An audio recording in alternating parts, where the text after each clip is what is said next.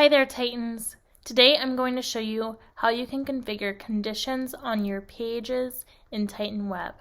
Now, to get to your conditions on your pages, you'll go to Pages, click on the three dots for the page that you want to configure for, click on Configure Actions, and then here under Conditions, this is where you can set any condition that will be live on the page that is selected.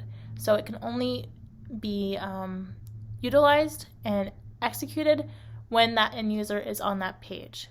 And I will go one step further and say that best practices is to only use these page conditions for the page variables that are assigned to that page.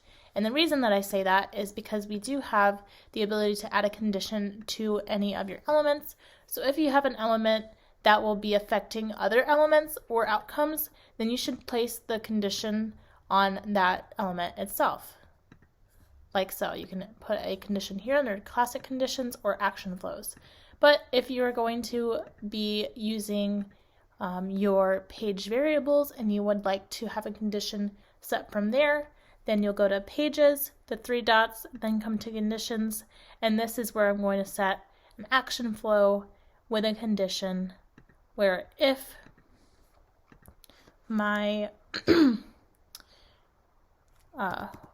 home contact ID is not empty, then I'm going to go to the next tab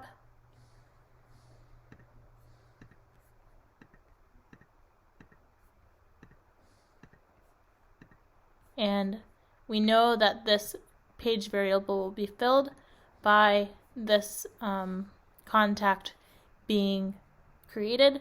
So on this next button, we create this contact with these fields assigned, and it's going to return the value to my page variable, and then that means that the page variable will no longer be empty, and it should then move us to the next tab right here.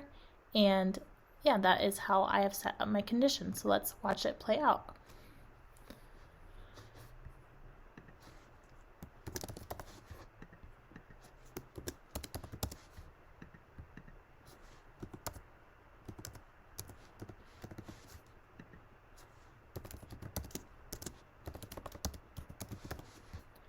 Next, and here you can see that we have transitioned to the next tab and my signed agreement is now loading. So that is how we have configured our conditions, and you can even see that my home contact ID page variable is not empty, and that is why we moved to the next tab. So that is how it's done, and I hope that this helped.